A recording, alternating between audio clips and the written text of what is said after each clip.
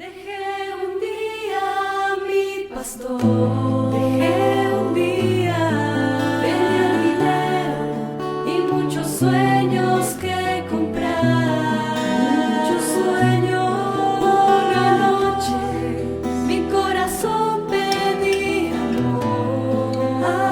amor, y he descubierto que el amor no se vende.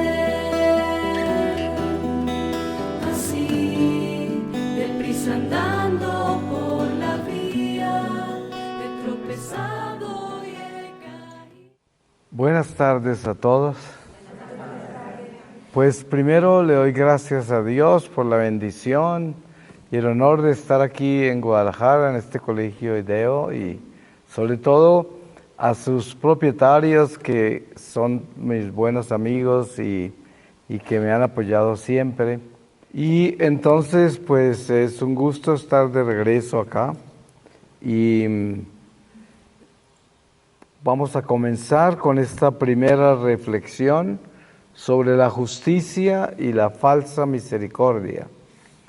Y para esto le pedimos ayuda al Espíritu Santo siempre, para que nos dé su palabra.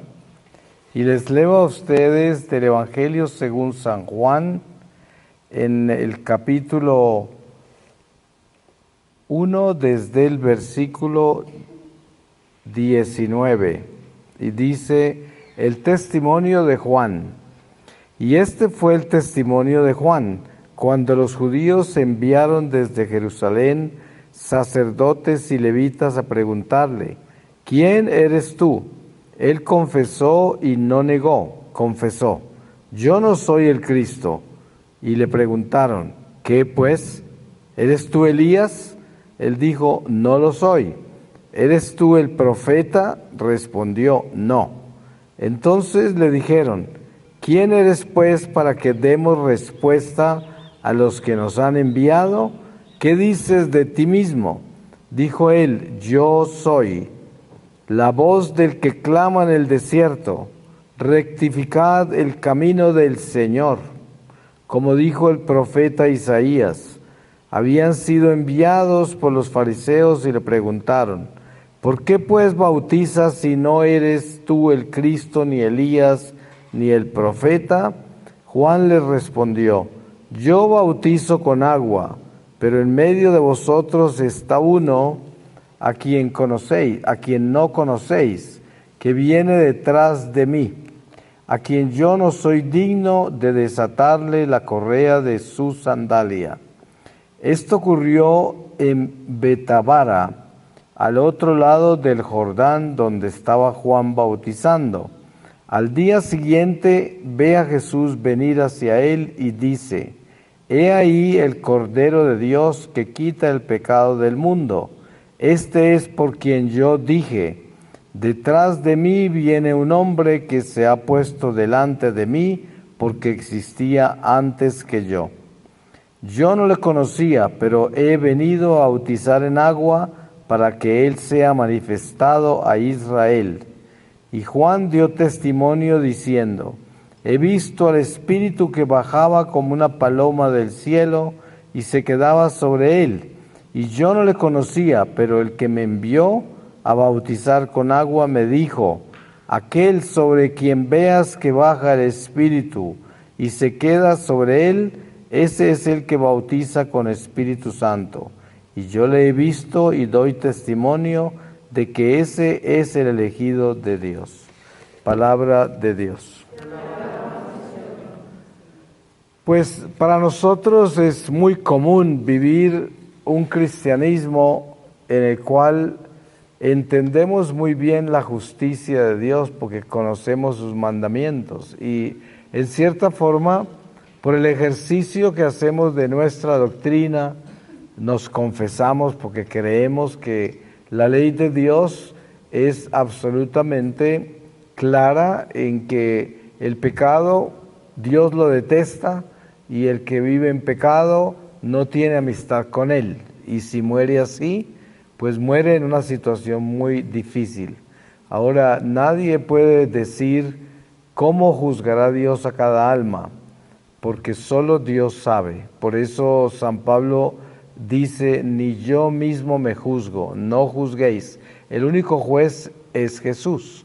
Sin embargo, tenemos un conocimiento claro de que Jesús durante su vida pública estresó hasta el máximo la realidad del pecado y su relación con Dios, hasta el punto que él hablaba en términos de si este ojo te hace pecar, sácatelo, si este brazo te hace pecar, córtatelo. En esos términos habló, no habló en términos muy mediocres o en una forma en que uno pudiera ver que si este ojo te hace pecar, ponlo en un proceso de conversión para ver si cambia. No habló en esos términos, como se habla en el mundo hoy. Vivimos, por ejemplo, hoy un cristianismo que es el cristianismo de los procesos. La gente toda anda por ahí en un proceso para cambiar, para dejar el cigarrillo, el alcohol, para dejar los vicios, y todos están en un proceso, y todas las psicologías modernas y toda la ciencia moderna, eso es lo que hace con la gente, ¿no? Los pone en un proceso. Pero nos damos cuenta que Jesús no nos pone en ningún proceso. Jesús nos llama a cortar de raíz. Es más, el precursor, San Juan Bautista, que no es un accidente que el Espíritu Santo nos ha iniciado esta reflexión con él, habla, y la forma en que anuncia es: el hacha está puesta sobre la raíz, y está hablando de cortar de raíz el pecado absoluto. No hay proceso, no hay unos grados de conversión, sino de que el hombre decide ser bueno o malo y no puede quedarse en la mitad. No hay ninguna zona, no hay una zona gris. Y claro, este evangelio no es popular hoy, porque hoy tenemos un nuevo evangelio. El evangelio de la misericordia, que no tiene justicia, y la gente ama eso. Las sectas cristianas predican eso y todos gritan aleluya, porque Jesús ya pagó por nosotros todo, ya nos salvó, aleluya. Todo lo que tenemos que decir es que Jesús es el Señor y ya nos salvamos. Y esto es lo que la gente quiere oír. Pero la verdad es que es una falsa misericordia. Y vale recalcar esto en un día como hoy, que es el día instituido por San Juan Pablo II como el Domingo de la Misericordia. Y entendemos muy bien que el Santo Padre Juan Pablo II entendió lo que Jesús hizo a través de Santa Faustina, su paisana, en este llamado urgente para entender su misericordia, pero con algo muy claro, que es algo que olvida la gente. Cuando Jesús sana a los enfermos en su vida pública, hay algo muy particular que siempre hace. Por ejemplo, sana un paralítico que está en la piscina de Betesda, que llaman. Este hombre siempre estaba ahí, estaba paralítico por muchísimos años, y el ángel venía a mover las aguas, y el que lograba lanzarse ahí, en el momento que el ángel movía el agua, se sanaba. Pero este hombre no tenía quien lo lanzara, y Jesús llegó y lo sanó. Luego se lo encontró en el templo y le dijo: tus pecados han sido perdonados. Vete y no peques más, o cosas peores te sucederán. Entonces nos damos cuenta que la misericordia de Dios fue la que hizo posible que sanara a ese enfermo que estaba ahí paralizado en esa piscina, su misericordia. Pero su justicia habló con él después de que lo sanó y le dijo: vete y no peques más, o cosas peores te sucederán. Esa ya no es la misericordia, esa es la justicia. Está hablando muy claro. Y lo mismo hace con la mujer adúltera, que la van a apedrear a muerte y al final queda sola, y le dice: ¿dónde están los que te acusaban? Yo tampoco te acuso, vete y no peques más. O sea, siempre aparece la justicia. No está solo la misericordia. La misericordia va acompañada de la justicia. Pero hay una interpretación en este evangelio nuevo que se predica hoy en la iglesia de la misericordia de Dios como si la justicia no existiera, como si Jesús es solo misericordia. Si leemos con cuidado el diario Santa Faustina y encontramos toda esta revelación de la misericordia, hay formas de leerlo en las cuales parece ser que Jesús diría: no se preocupen, yo soy solo misericordia y los quiero así, y ustedes no se preocupen que mi misericordia los va a salvar. Así se puede leer, pero así no es, porque precisamente el mensaje de la misericordia está hablando es del arrepentimiento del pecador. O sea, el Señor siempre está esperando que el pecador se convierta, que se arrepienta. Dense en cuenta, muchas personas creen que Dimas, el ladrón de la cruz, se robó el cielo, que era tan buen ladrón que se robó el cielo. Pero cuando ustedes escuchan bien qué hizo él, se dan cuenta primero que él le da el señorío a Dios. Dice: tú eres inocente y bueno, nosotros somos unos ladrones que merecemos estar acá. Después, cuando él confiesa quién es, que es un ladrón que se merece todo eso, está confesándose quién es, se arrepiente y luego pide misericordia y dice: acuérdate de mí cuando estés en el paraíso. Y se dan cuenta los pasos que da este ladrón. Primero reconoce a Jesús como Dios y como bueno, inocente. Luego se reconoce él como ladrón, como culpable, como alguien que merece morir por lo que hizo. Y luego le pide misericordia de que se acuerde de él. Da 3 pasos para llegar a él, pero dentro de esos pasos está la justicia. El ladrón no entró directo a la misericordia del Señor diciendo: acuérdate de mí cuando estés en el paraíso. Eso debería irse solo a la misericordia. Pero miren todo lo que hizo antes de llegar ahí. Primero reconoció que él era bueno y que era inocente, Jesús. Le dio el señorío. Ese es el primer mandamiento. Y luego se confesó y dijo quién era, cómo se merecía la muerte, que él no era inocente, y luego pidió misericordia. Entonces dio todos los pasos. Ese no se robó el cielo, ese caminó hacia el cielo, dio los pasos. Y precisamente en esta relación que hay con lo que Jesús nos ha mostrado en el Evangelio, encontramos nuestra alma expuesta a nuestra conciencia y con la oportunidad de verdaderamente mirarnos con responsabilidad y descubrir quiénes somos, porque es muy fácil pasar nuestra vida cristiana sin ponerle mucho cuidado al estado en que verdaderamente se encuentra nuestra alma. Por ejemplo, hoy es un día de indulgencias plenarias para los que hemos hecho la novena de la misericordia y podemos llegar a un acto de contrición perfecto.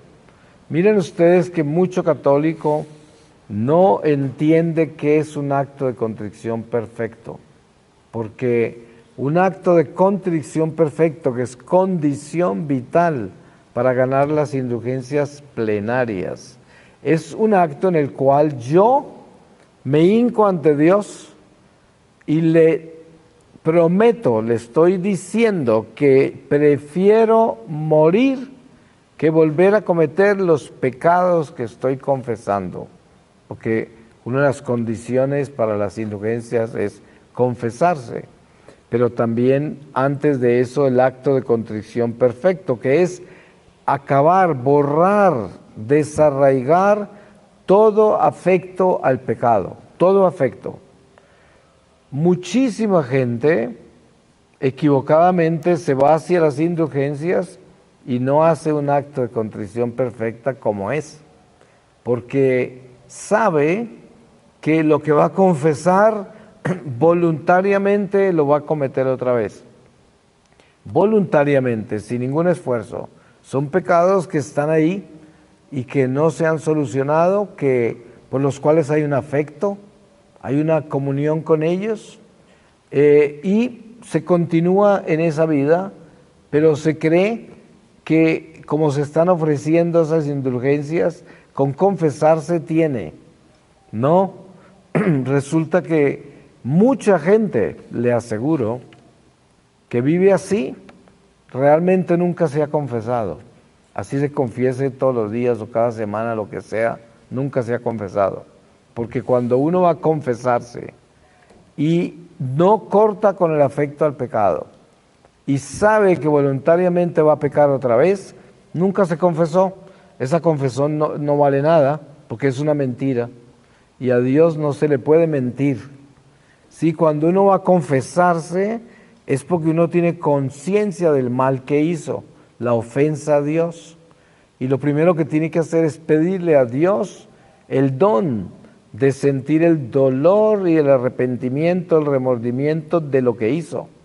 De lo contrario, es como usted está casada o casado y su pareja comete un error grave, quién sabe qué, algo muy serio, y esa persona viene a pedirle perdón. En ese perdón usted puede ver perfectamente si hay una contrición perfecta o no. Generalmente en esas promesas no se puede engañar al otro, porque el otro está tan herido, está tan decepcionado, está tan asustado con esa persona, que más vale que ese que está pidiendo perdón ahí de verdad se está haciendo en serio, para que el otro lo sienta, lo vea, se dé cuenta que es verdad. Pero para eso tiene que haber un acto de contrición perfecto. De lo contrario, el otro no va a ser engañado. Ahora, hay algo que es cierto y que todos sabemos muy claramente, y es que nosotros somos pecadores y no somos perfectos. El hecho de que lleguemos a hacer un acto de contrición perfecto hoy, eso no quiere decir que ya nos salvamos del pecado y de que en el futuro el demonio no me va a tumbar alguna vez. De eso no nos escapamos, porque tenemos todavía una vida que vivir, no sabemos cuánto, y cuántas batallas tendremos contra las tentaciones.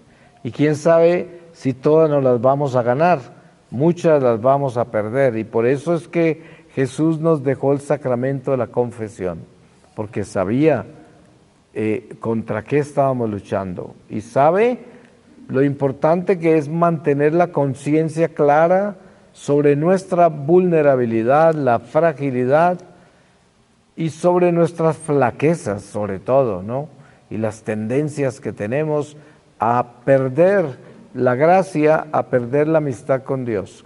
Y teniendo eso claro, sabemos quiénes somos, porque es muy importante no engañarnos y darnos cuenta que si nos envolvemos en la religión y tratamos de enceguecer la conciencia con la religión simplemente por las prácticas, pues terminamos confesándonos mal siempre, terminamos recibiendo la Eucaristía en una forma que no debe ser, y terminamos en una relación con Dios que no es cierta, no es verdadera, y por lo tanto hay algo en nosotros que no está bien.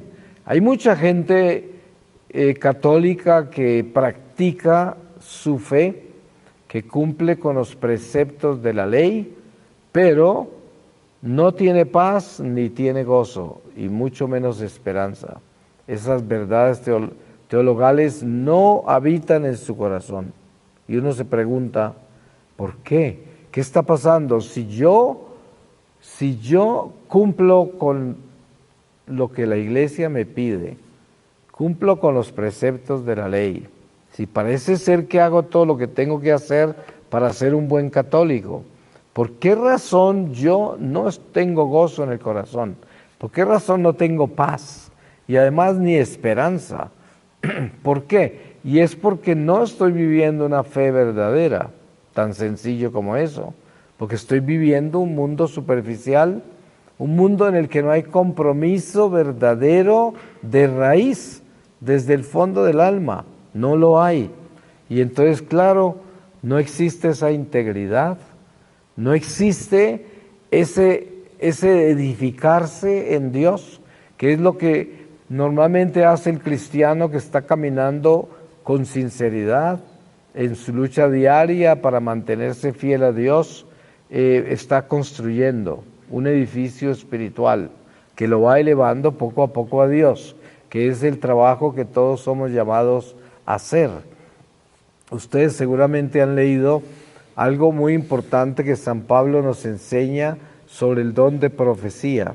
Él habla de los dones de todos y dice, pero el más importante es el don de profecía, porque el don de profecía edifica la iglesia, pero no está hablando del don de profecía de predecir el futuro y todas estas cosas, no, sino el don de profecía es cuando nosotros nos ayudamos los unos a los otros a través del conocimiento de Cristo que llevamos por el Evangelio, por nuestra doctrina, y nos ayudamos para asegurarnos que nos estamos convirtiendo en mejores personas, que estamos cambiando, que estamos avanzando, que estamos dejando el pecado, dejando el mal, que estamos buscando el bien, que estamos en esa lucha de verdad, sincera.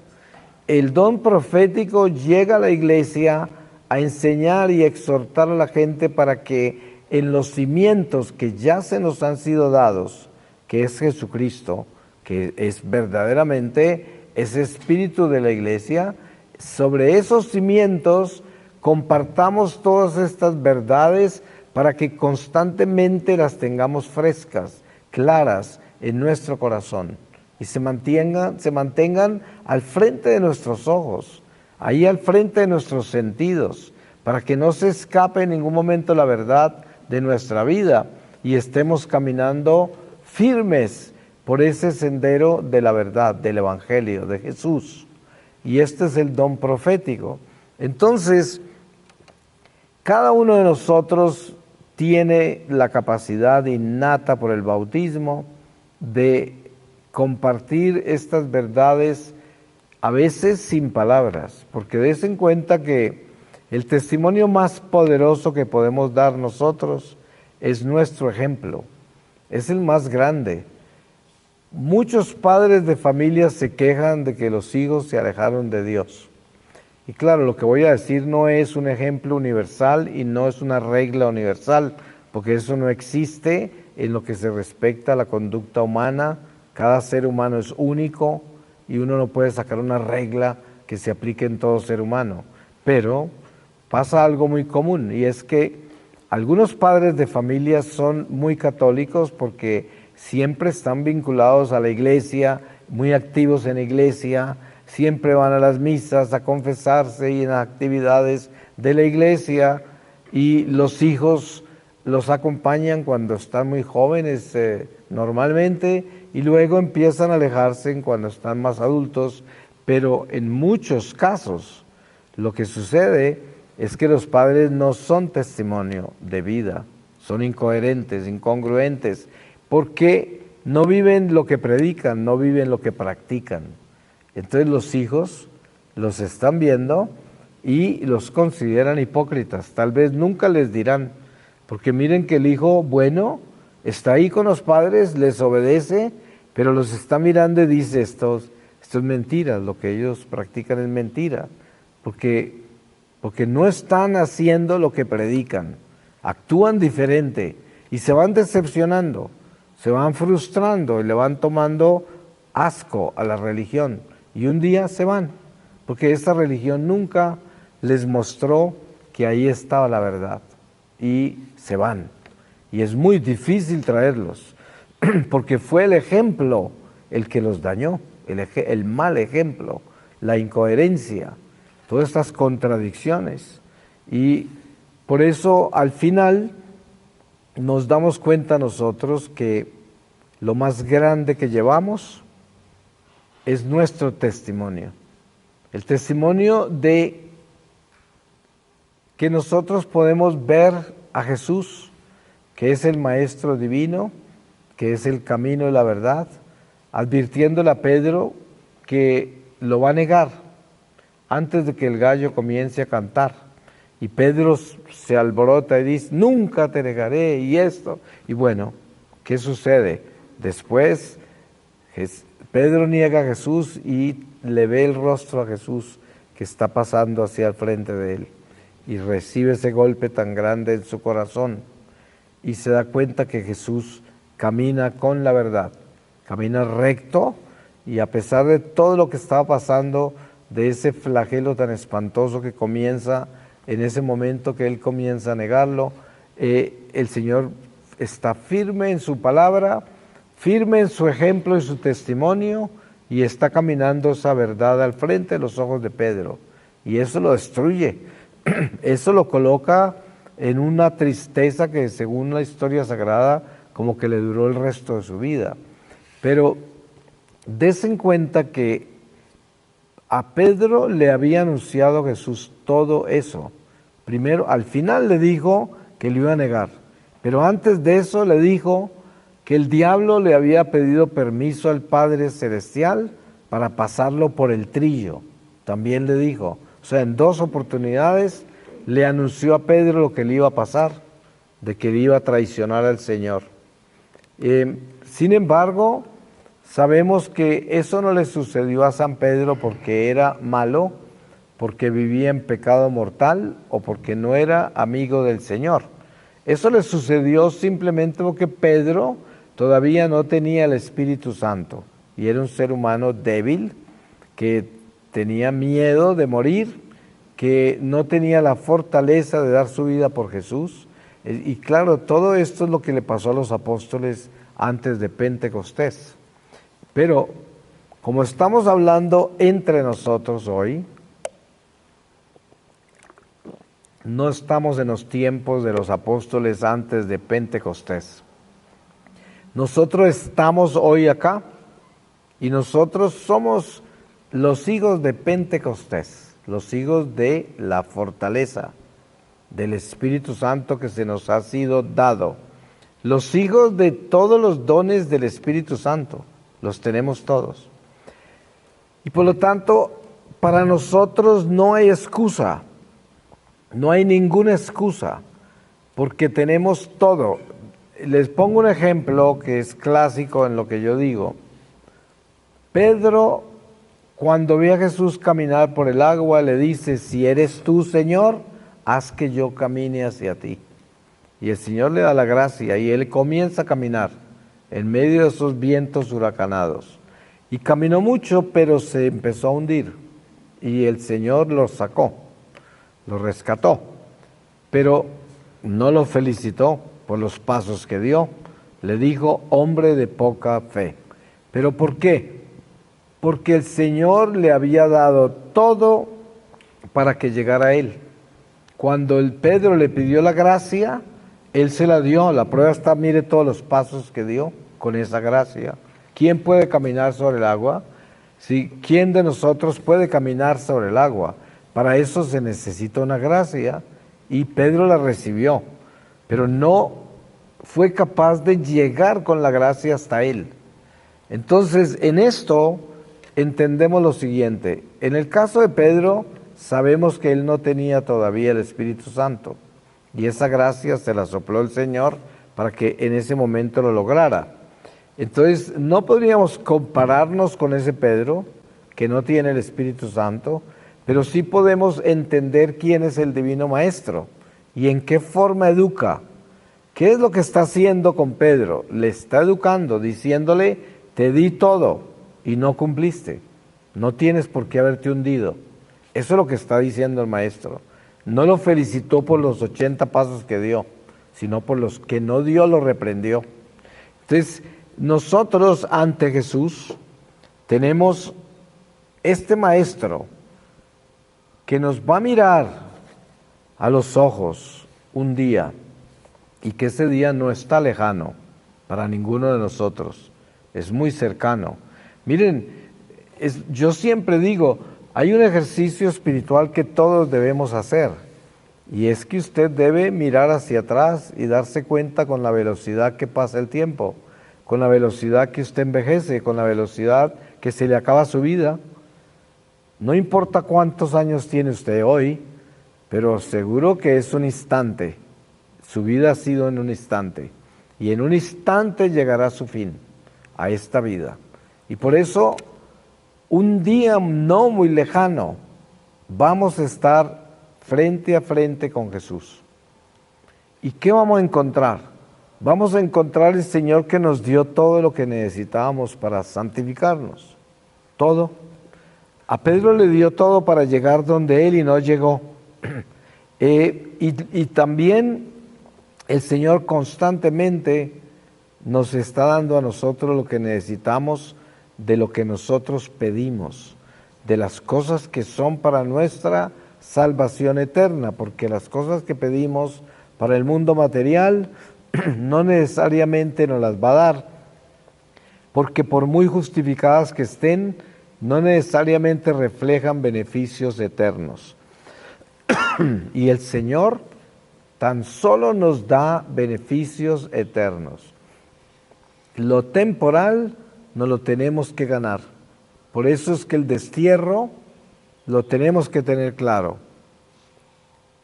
Génesis nos habla de qué es la sentencia que recibimos por el pecado original. Te ganarás el pan con el sudor de tu frente. Por eso San Pablo dice que no trabaje, que no coma.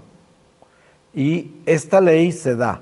Entonces, si yo, en medio del destierro, en medio de estas faenas de la vida temporal que tengo que pagar, pido algo como beneficios materiales, de pronto el Señor se lo da, pero tiene que ser que eso lo va a beneficiar espiritualmente. Lo contrario, no se lo da, porque usted no lo necesita.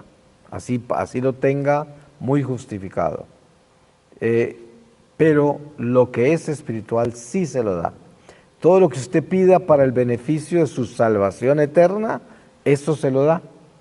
Señor, dame más paciencia. Señor, dame más amor. Señor, dame más compasión. Señor, dame más caridad.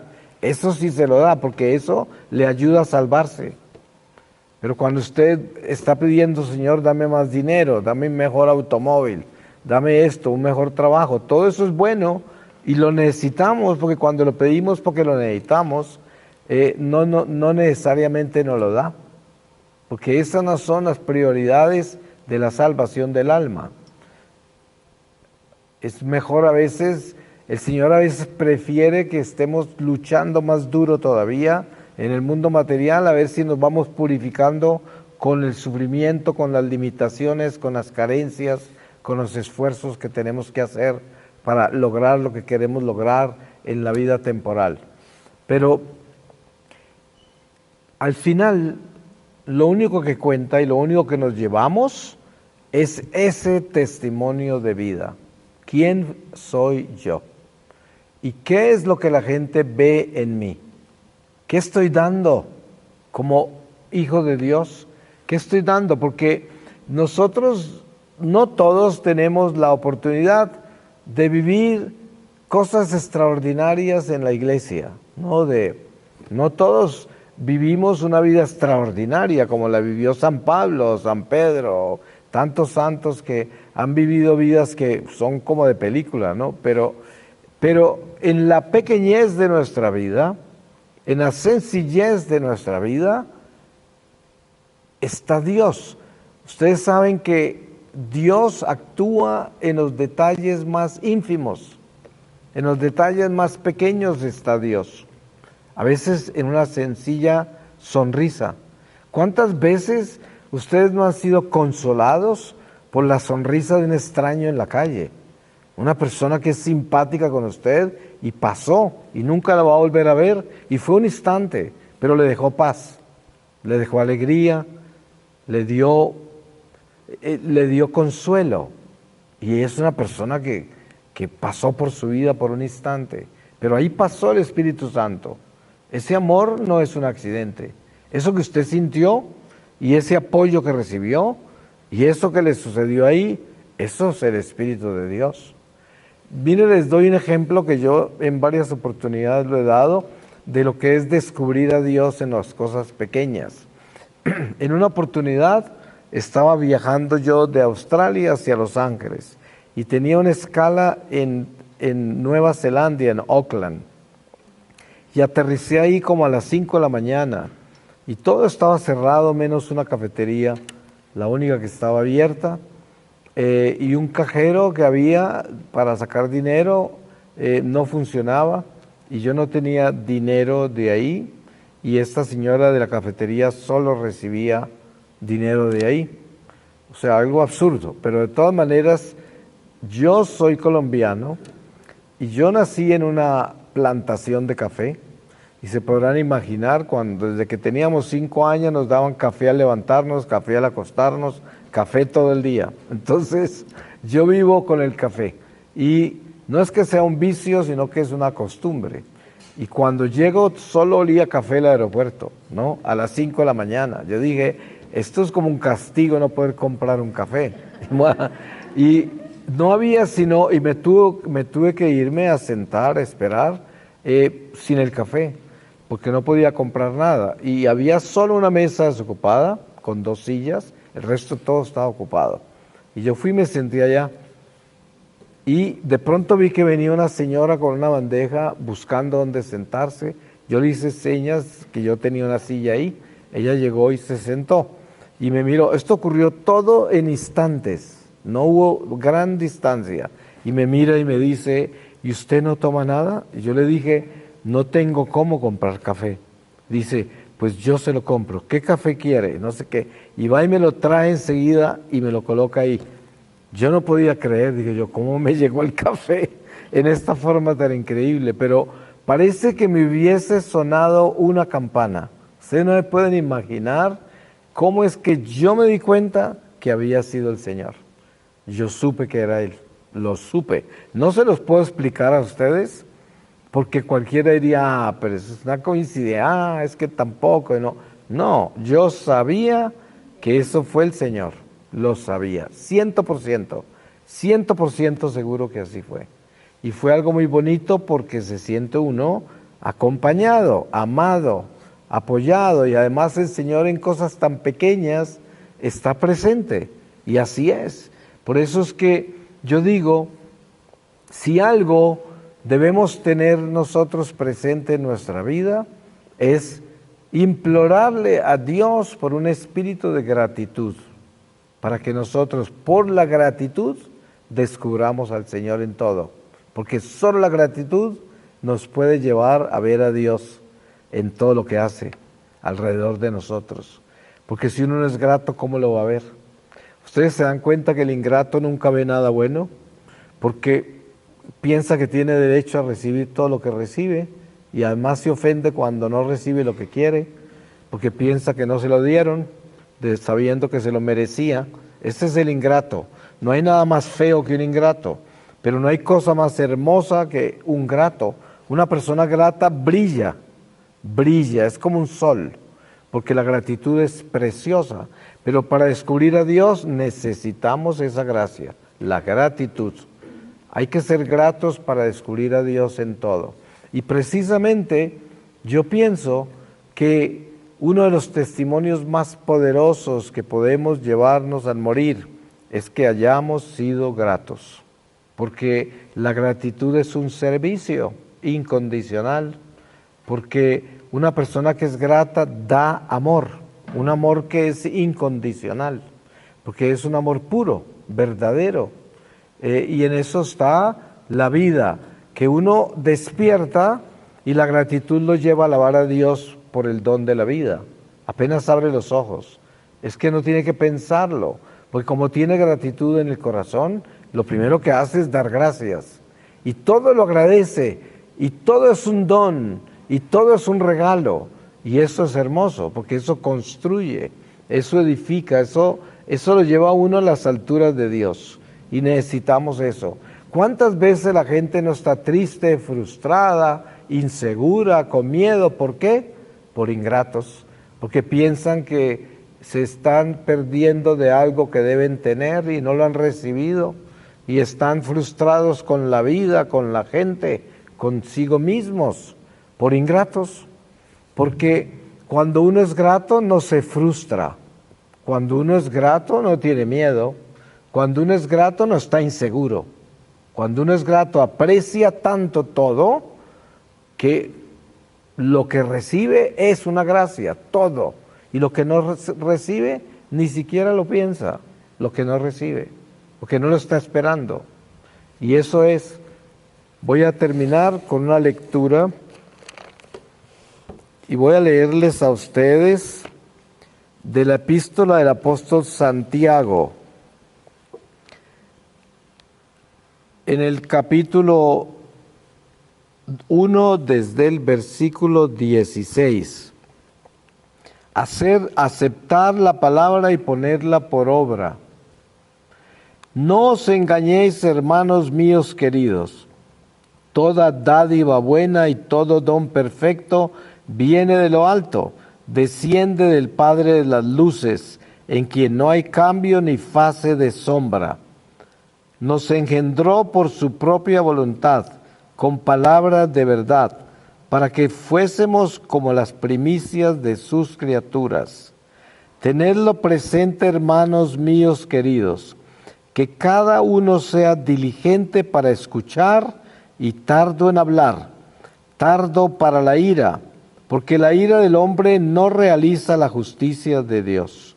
Por eso, desechad toda inmundicia y abundancia de mal, y recibid con docilidad la palabra sembrada en vosotros, que es capaz de salvar vuestras vidas. Poned por obra la palabra, y no os contentéis solo con oírla, engañándoos a vosotros mismos. Porque si alguno se contenta con oír la palabra sin ponerla por obra, ese se parece al que contemplaba sus rasgos fisionómicos en un espejo. Efectivamente se contempló, se dio media vuelta y al punto se olvidó de cómo era. En cambio, el que considera atentamente la ley perfecta de la libertad y se mantiene firme, no como oyente olvidadizo, sino como cumplidor de ella, ese participándola será feliz, practicándola será feliz. Si alguno se cree religioso, pero no pone freno a su lengua, sino que engaña a su propio corazón, su religión es vana. La religión pura e intachable ante Dios Padre es esta: visitar huérfanos y viudas en su tribulación y conservarse incontaminado del mundo. Palabra de Dios. Pues le damos gracias a Dios y lo bendecimos, porque Él es bueno y misericordioso, y sobre todo el Espíritu Santo, que es tan puntual y que siempre viene a decirnos exactamente lo que necesitamos escuchar. Y en la barca de mi vida, por siempre estarás tú, y cuando el viento